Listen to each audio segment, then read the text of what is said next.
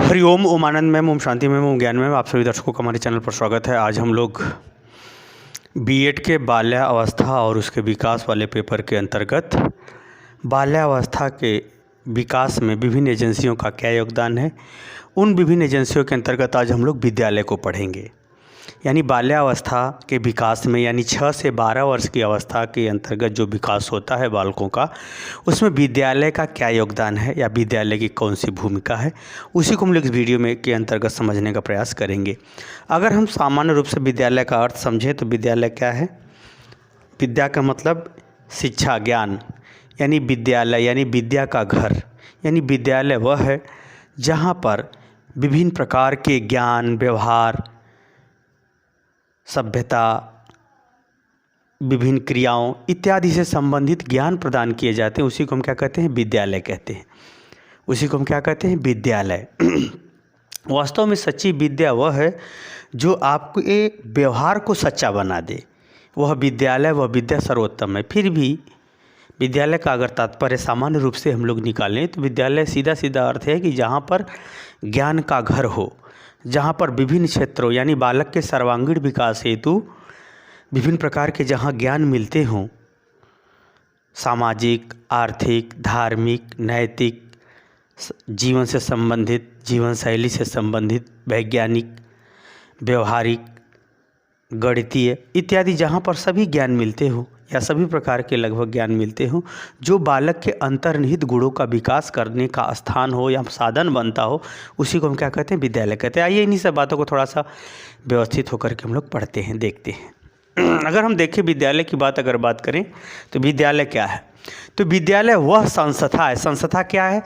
संस्था उसको कहते हैं जो समाज के या जीवन के या व्यवहार के मूलभूत आवश्यकता को पूरी करती हो, उसे हम क्या कहते हैं? संस्था। उसे हम क्या कहते हैं? संस्था। जैसे रोटी, कपड़ा, मकान को पूरा करने में जो है हमारा घर भी है और विद्यालय भी है, तो ये सब क्या है? संस्था के रूप में देखा जाता है। क्योंकि पढ़ेंगे तभी आप कुछ अच्छा करेंगे, तभी आपकी मूलभूत आवश्यकता पूरी होगी, या सामान्य रूप से कहा जाता है। सामान्य रूप से ये कहा जाता है कि संस्था वो जो व्यक्ति के या मानव समाज के मूलभूत आवश्यकता को पूरी करती है, तो इसलिए विद्यालय का एक संस्था है। समाज कितना ही बदल जाए, कितना ही अत्याचार, भ्रष्टाचार बढ़ जाए, फिर भी शिक्षा से कभी भी नाता समाज का नहीं टूटेगा। इसलिए विद्यालय का एक संस्था है। अब इसको देखते हैं, वह संस्था जिसमें विद्यार्थियों के सर्वांगीण विकास हेतु, सर्वांगीण का मतलब शारीरिक, मानसिक, सांस्कृतिक, धार्मिक, नैतिक, जो भी आप समझ लीजिए, यानी वह संस्था जिसमें विद्यार्थियों के सर्वांगीण विकास हेतु व्यवस्थित आधार का निर्माण किया जाता है। यानी उनका शारीरिक, मानसिक, सामाजिक, नैतिक, धार्मिक जो भी सर्वांगीण विकास के अंतर्गत चीज़ें आती हैं, उनको एक व्यवस्थित ढंग से आधार उनके जीवन के निर्माण के लिए तैयार किया जाता है। उसे हम क्या कहते हैं? विद्यालय कहते हैं। उसी को हम क्या कहते हैं? विद्यालय। वास्तव में विद्यालय का ये तात्पर्य नहीं कि मनमाना पढ़ाया जाएगा। आपकी योग्यता, क्षमता को देखते हुए सर्वांगीण विकास हो तो जो भी ज्ञान दिया जाएगा वो व्यवस्थित क्रम में, व्यवस्थित रूप में दिया जाता है। उसी को हम क्या कहते हैं? विद्यालय। तो विद्यालय वह संस्था है, या ये कहिए वह संस्था जो विद्यार्थियों के सर्वांगीण विकास हेतु व्यवस्थित आधार का निर्माण करती है, उस संस्था को हम क्या कहते हैं? विद्यालय। एक दूसरा अर्थ देखते हैं, टॉमसन।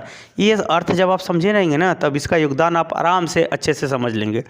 अगर हम टॉमसन की परिभाषा देखें तो टॉमसन ने कहा विद्यालय वह है जो बालकों के मानसिक विकास यानी सोच, समझ, बुद्धि, मानसिक तर्क, चिंतन इत्यादि क्षमता, यानी मानसिक विकास, चारित्रिक विकास यानी अच्छा विचार, व्यवहार, पवित्रता इत्यादि से संबंधित, सामुदायिक विकास, अपनापन की भावना, राष्ट्र के प्रति, समाज के प्रति, घर के प्रति, अच्छे व्यवहारों के प्रति, राष्ट्र के प्रति सोच समझ, और अंतर्राष्ट्रीय दूसरे देशों के प्रति भी सोच समझ इत्यादि का विकास करना, तथा स्वस्थ रहने हेतु, यानी किस ढंग से उसका जीवन स्वस्थ रहे, उसका शरीर स्वस्थ रहे या उसका व्यवहार स्वस्थ रहे, उसके लिए प्रशिक्षण देने का कार्य करता है। अपने तो ट्रेनिंग देता है कि कैसे बोला जाए, कैसे रहा जाए, कैसे खान पान किया जाए, किस तरह से हम अपना जीवन शैली को, क्योंकि जीवन शैली रोज़ रोज़ खाना, नहाना, पीना है, बोलना भाषा है। तो ये जो खाने पीने, नहाने, बोलने वाली इत्यादि जो भाषाएँ हैं, जो व्यवहार है, उसके लिए विद्यालय उसको क्या करता है? प्रशिक्षण देता है। एक निश्चित शैली और व्यवहार में इस ढंग से बांधता है कि जो उसको अच्छाई की तरफ गमन करे या अच्छाई की ओर ले जाए। इसीलिए वह स्वस्थ संबंधी यानी स्वस्थ व्यवहार, स्वस्थ शरीर और स्वस्थ आचरण संबंधी गतिविधियों को वह प्रशिक्षित करता है। प्रशिक्षित मतलब कि एक निश्चित नियम और अच्छे व्यवहार में बांधने का काम करता है। उसी को हम क्या कहते हैं? विद्यालय। यानी विद्यालय क्या है? बालकों के मानसिक, चारित्रिक, सामुदायिक, राष्ट्रीय और अंतर्राष्ट्रीय विकास के साथ साथ उनको स्वस्थ रहने हेतु प्रशिक्षण जहाँ पर दिया जाता है, जहाँ पर निश्चित व्यवहार क्रियाकलाप सिखाया जाता है, उसी को हम क्या कहते हैं? विद्यालय। टॉमसन की भी परिभाषा अपने आप में बहुत ही महत्वपूर्ण है। अगर हम एक थोड़ा सा और सामान्य का अर्थ देखें, विद्यालय वह है जो जीवन के निर्माण हेतु, विद्यालय क्या है? विद्यालय वह है जो हम अपने जीवन के निर्माण हेतु, अपने व्यक्तित्व के विकास हेतु बालक के अंदर जो अंतर्निहित गुण हैं उसका विकास करता है। साथ ही वह इस ढंग से विकास करता है कि वह व्यक्तिगत और सामाजिक जीवन को व्यवस्थित कर सके या इसके अंतर्गत वह अपने जीवन को विकास कर सके। यानी विद्यालय जीवन के निर्माण हेतु विद्यार्थियों के अंतर्निहित गुणों का विकास करता है ताकि वह व्यक्तिगत और सामाजिक व्यवस्थित जीवन जी सके या स्वस्थ नागरिक बन सके। उसी को हम क्या कहते हैं? विद्यालय। उसी को हम क्या कहते हैं? विद्यालय।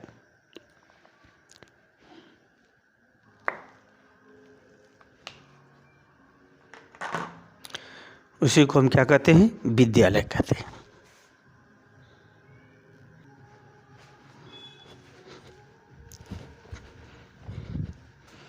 तो वास्तव में जो विद्यालय है वह विद्यालय जो है जीवन के निर्माण हेतु बालक और बालिकाओं के अंदर जो निहित गुण है उसी को बाहर निकालता है। बाहर निकालने के साथ साथ उनके गुणों का विकास करते हुए एक स्वस्थ मानवीय और सामाजिक जीवन प्रदान करने का आधार जो बनता है उसी को हम क्या कहते हैं? विद्यालय कहते हैं। यानी उसी को हम क्या कहते हैं? विद्यालय कहते हैं। तो जो अंतर्निहित गुण होते हैं, याद रखिए, जो आपके अंदर गुण विशेष है उनकी भी विद्यालय के अंतर्गत पहचान होती है। उसके आधार पर भी विद्यालय के अंतर्गत ज्ञान, व्यवहार, कुशलता, प्रशिक्षण इत्यादि प्रदान किए जाते हैं या जानकारी दी जाती है। तो कुल मिला के अगर सिंपल अर्थों में देखा जाए तो विद्यालय वह है जो बालकों के अंदर अंतर्निहित गुणों के विकास हेतु अवसर उपलब्ध कराता है ताकि वह स्वस्थ और सामाजिक और मानवीय गुणों के विकास के साथ अपने जीवन का विकास कर सके। इन सब का जो आधार प्रस्तुत करता है उसी को हम विद्यालय कहते हैं। सामान्य रूप से आप लोग समझ ही रहे हैं। अब हम लोग ये देखेंगे कि बाल्यावस्था यानी 6 से 12 वर्ष की अवस्था में विद्यालय का किस प्रकार से योगदान होता है बालक के जीवन में, या बालक के लिए शिक्षा के द्वारा किस प्रकार से योगदान दिया जाता है, उसको हम लोग देखेंगे। उसकी क्या भूमिका है विद्यालय की बालक के बाल्यावस्था के विकास के अंतर्गत। अगर पहला देखें तो क्या है? मानसिक विकास। इस अवस्था में यानी जब विद्यालयी जीवन बालक का शुरू होता है तो उसका मानसिक विकास कैसे होता है इसको देखना है। मानसिक विकास के अंतर्गत बालक जो है विभिन्न विषय जो अध्ययन करता है या पढ़ता है उन विषयों के द्वारा विभिन्न शब्दकोशों की जानकारी, विभिन्न प्रकार के समझ की जानकारी, विभिन्न बातों को जोड़ करके समझने की जानकारी, अंकों की जानकारी, अब एक प्रकार से बात करें भाषा की जानकारी। इस अवस्था में मानसिक विकास के अंतर्गत नए नए शब्दकोशों का बड़ा तेज़ी से विकास होता है बालकों के अंदर। फिर चिंता यानी फिर तर्क करने की तर्क करने वाली मानसिक क्षमता का विकास। इस अवस्था में जिज्ञासा भी बहुत तेज़ी से धीरे धीरे बढ़ना शुरू होती है। तो इस अवस्था में जिज्ञासा के कारण से उनकी मानसिक शक्तियों का भी विकास बड़ी तेज़ी से होता है। वैसे अगर हम बात करें तो मानसिक विकास किशोरावस्था तक चलता है, लगभग 18 वर्ष तक, 20 वर्ष तक मानसिक विकास होता है। तो इस अवस्था में मानसिक विकास बालक का तेज़ी से होता है। जिज्ञासा को लेकर के, नई नई जानकारियों को लेकर के, नए नए विषयों को लेकर के, नए नए समाज में जो दायरा बढ़ जाता है उसका, मित्र मंडली, विद्यालय के शिक्षक, जितना उसका दायरा बढ़ जाता है उसके विषय में सोच समझ, भाषा का विकास, चिंतन की समझ का विकास, चिंतन का विकास, किसी चीज़ को याद यानी इसमें स्मृति स्तर यानी मानसिक स्तर में किसी चीज़ को याद रखना, वो भूलेगा नहीं। अगर याद हो गया तो उसको वहाँ याद रहेगा कि आपने इस समय कहा था या ये बात थी। तो इसमें मानसिक रूप से स्मृति क्षमता इत्यादि का विकास बाल्यावस्था में विद्यालय के माध्यम से तेज़ी से होता है। विद्यालय का मानसिक विकास में बड़ा ही महत्वपूर्ण एक दूसरा होता है संवेगात्मक विकास। संवेगात्मक अगर हम बात करें तो संवेगों में बालक धीरे धीरे अभी समझने लगता है कि कौन सा संवेग अच्छा है, कौन सा संवेग खराब है। यानी प्रेम, दया, सहानुभूति, क्षमा, सहयोग, एक दूसरे से मिलजुल करके रहना, ये सब जो प्रवृत्तियां हैं या व्यवहार हैं उसको धीरे धीरे समझ में आने लगता है। गलत व्यवहार यानी गलत संवेगों में जैसे लड़ाई झगड़ा करना, अत्यधिक क्रोधित होना, ये सब चीज़ें निगेटिव वाली चीज़ें हैं या नकारात्मक संवेग है। तो वह संवेगों को भी अब धीरे धीरे जानने पहचानने लगता है, समझने लगता है कि यह अच्छी बात है, ये गलत बात है, ये अच्छी भावना, ये गलत भावना है, हमको इस तरह से रहना चाहिए, सर जी ऐसे रहते हैं। तो शिक्षक के माध्यम से, विद्यालय के नियम अनुशासन के माध्यम से और स्वयं मित्र मंडली के माध्यम से और धीरे धीरे मित्र मंडली के व्यवहार के माध्यम से और विषयों के अंतर्गत जो पढ़ाए जाने वाले व्यक्तित्व हैं, कहानियाँ हैं, कथन हैं, विभिन्न विषयों के अंतर्गत जो जानकारियाँ हैं, भाषा के अंतर्गत जो गद्य पद्य आते हैं, उन सब के माध्यम से वो धीरे धीरे संवेगों में अंतर करना, संवेगों को नियंत्रित करना या संवेगों को अच्छा बुरा करके छांटना, समझना, ये सब चीज़ों का विकास इसके अंतर्गत बहुत तेज़ी से हो जाता है। इसमें के अंतर्गत क्या होता है, बहुत तेज़ी से होता है कि ये अच्छी आदत है, ये खराब आदत है। ये सब चीज़ें भी संवेगात्मक विकास के अंतर्गत बालक बाल्यावस्था के अंतर्गत विद्यालयी पाठ्यक्रमों के माध्यम से, विद्यालयी शिक्षकों के माध्यम से भी इसको बहुत अच्छे से समझना शुरू कर देता है। दूसरा, अगर हम तीसरा हम बात करें सामाजिक विकास, इस अवस्था में बालक जो है धीरे धीरे अपने दैनिक जीवन के अंतर्गत, जो वर्ष के अंतर्गत यानी वर्ष भर में संस्कृतियों का विभिन्न स्वरूप तो देखने को मिल ही जाता है उसे, फिर भी सामाजिक जीवन के अंतर्गत वह सामाजिक पर्व, राष्ट्रीय पर्व, त्यौहार क्यों मनाया जाता है, किसके पीछे क्या कारण है, क्यों आवश्यक है, हम इससे क्या सीखते हैं, ये जीवन के लिए कैसे उपयोगी है, ये हमारे लिए कितना महत्व रखता है, हमको इसमें क्या क्या सीखना है, कैसे हमको अपने जीवन के चलना है, हमारे समाज के परंपरा क्या है, रीति रिवाज क्या है, समाज में कौन सी चीज़ें अच्छी मानी जाती है, समाज में सहयोग और सहानुभूति कैसे लोग करते हैं, ये सब सारी बातों को धीरे धीरे वो समझने लगता है, धीरे धीरे अपने दिमाग में बैठाने लगता है, धीरे धीरे वो जानने परखने लगता है। और सामाजिक संबंधी जो कार्यक्रम हो, चाहे धार्मिक कार्यक्रम हो, चाहे सांस्कृतिक कार्यक्रम हो, चाहे वह वैवाहिक कार्यक्रम हो, चाहे वह कोई भी सामाजिक या सामूहिक कार्यक्रम हो, उसको वह धीरे धीरे समझने लगता है और उसमें भाग लेने लगता है। या सामाजिक कार्यक्रमों या सांस्कृतिक कार्यक्रमों के अंतर्गत विद्यालय में जो कार्यक्रम आयोजित होते हैं, उन सबको भी वह महत्व और आवश्यकता, उससे लाभ हानि, उसके बारे में वो धीरे धीरे जानना, समझना, अपनाना शुरू कर देता है। तो सामाजिक विकास इस रूप में। तो अगला है प्रत्यय का विकास। ये बड़ा महत्वपूर्ण है कॉन्सेप्ट।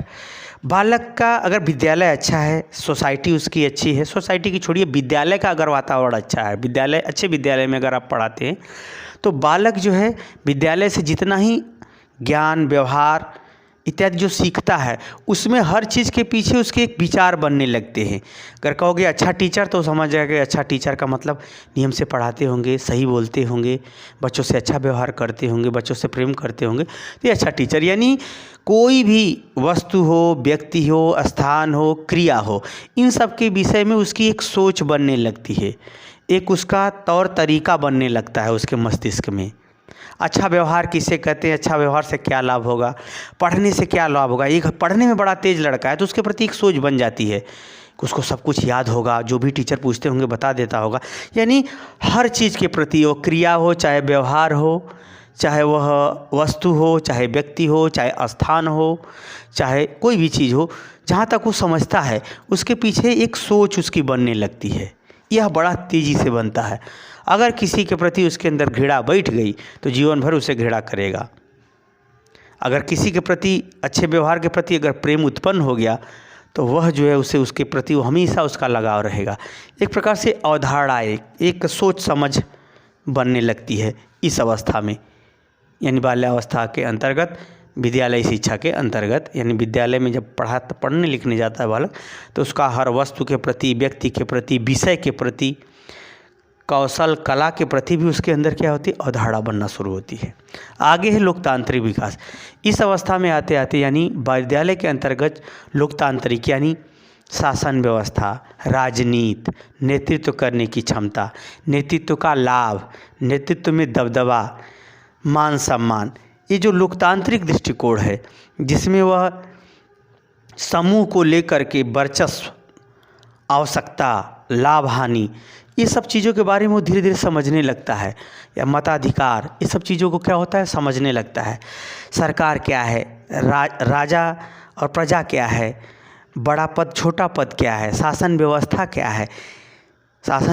क्या है, गरीबी अमीरी क्या है, ये सब जो सामाजिक नेतृत्व, व्यवहारिक नेतृत्व, खेलकूद के संदर्भ में नेतृत्व, राजनीति के संदर्भ में नेतृत्व, लाभ हानि, इन सब बातों को वो क्या होता है धीरे धीरे अच्छे से वो समझने लगता है। लोकतांत्रिक दृष्टिकोण का उसके अंदर विकास होता है। देश को, समाज को किस तरह से चलता है, किस तरह से चलाया जाना चाहिए, क्या इसमें सही है, क्या गलत है, इन सब बातों को धीरे धीरे वह समझना शुरू कर देता है। उसके अंदर लोकतांत्रिक विकास भी होने लगता है। आगे अगर हम बात करें सृजनात्मकता का विकास, सृजन का मतलब किसी चीज़ का निर्माण करना जो थोड़ा सा अलग हो या पूरा नया हो, या उसमें कुछ नए ढंग से एक नया परिवर्तन। जैसे नाचते सब हैं, इस अवस्था में जिस लड़के लड़कियों को नाचने का कला आएगा तो उसकी कला सभी लोग नाचते, उसमें कुछ भिन्न हो जाएगी। तो कुल मिला के उसके अंदर कुछ नया करने का या नया सीखने का या अपने ढंग से कुछ करने का उसके अंदर एक जुनून और एक जज्बा उत्पन्न होता है, जिसमें वो क्या करता है आत्मविश्वास करके, जो शिक्षकों द्वारा सीखा हुआ ज्ञान है, व्यवहार है, उसमें वो आत्मविश्वास करके उसमें वो कुछ नया करना चाहता है, कुछ नए रूपों में प्रस्तुत करने चाहता है, कुछ नई गतिविधियों को उसमें जोड़ना चाहता है, नए ढंग से बनाना चाहता है। उसके अंदर इस क्षमता का भी बड़ा तेज़ी से विकास होता है। बाल्यावस्था के अंतर्गत जो विद्यालय के अंदर सीखी गई कौशल, कला, ज्ञान, व्यवहार जो कुछ है उसमें वो यही कारण है कि इसमें जो है उसका या जो है नृत्य हो सकता है, साहित्य हो सकता है, संगीत हो सकता है, कला हो सकता है, खेल कूद हो सकता है। खेलेगा भी तो इसका एक अपना एक स्टाइल में वो अपने आप को ढालना चाहेगा।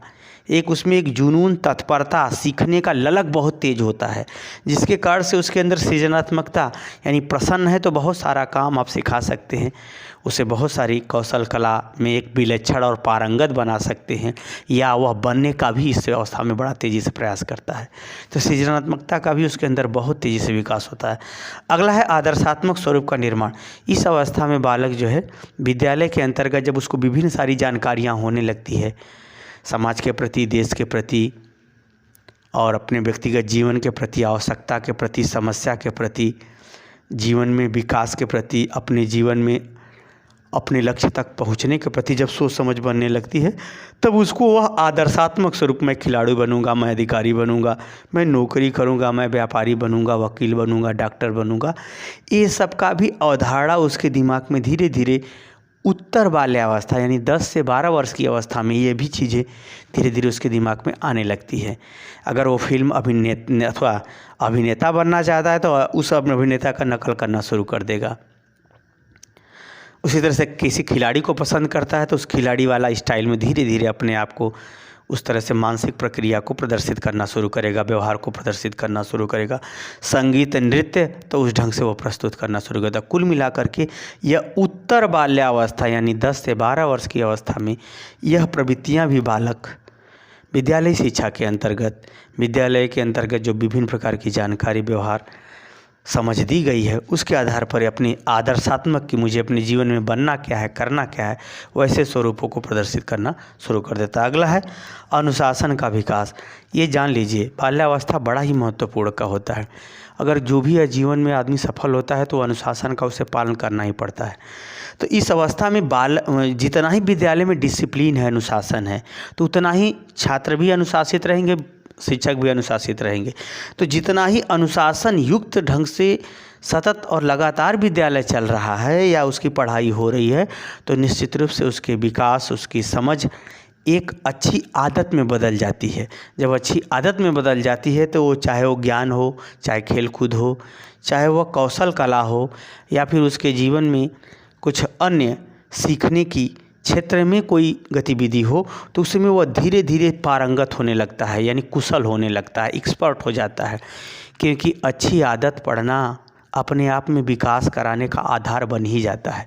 तो जितना ही ज़्यादा वह अनुशासित होगा विद्यालय के नियम और शिक्षण गतिविधियों के अनुसार, उतना ही वो ज़्यादा उसके व्यक्तित्व का विकास होता है। तो अनुशासन के प्रति आदत, अनुशासन के प्रति सोच, अनुशासन के कार्य से अपने उत्तरदायित्व उठाने की भावना, अनुशासन के दृष्टिकोण से अपने आप को पढ़ाई और अपने कार्यों के प्रति तैयार रखने की जो योग्यता, क्षमता है, समझ है, उसके विकास में जो तीव्रता है, इन सब का आधार भी विद्यालय के अंतर्गत ही बालक के विकास हेतु बालक के अंदर ही बनने लगते हैं। तो कुल मिला के अगर हम बात करें तो बाल्यावस्था के अंतर्गत विद्यालय बड़ा ही महत्वपूर्ण और उपयोगी आधार, क्रिया, सोच समझ, भाषा व्यवहार इत्यादि का आधार विद्यालय बालक के विकास के अंतर्गत बन जाता है या बालक के विकास के लिए बन जाता है। तो मुझे उम्मीद है कि बाल्यावस्था में विद्यालय की क्या भूमिका है, इस बात को आप समझ गए होंगे। समझ गए तो कमेंट बॉक्स में ज़रूर बताइए। साथ ही मेरे चैनल को लाइक शेयर सब्सक्राइब भी कीजिए। हरिओम।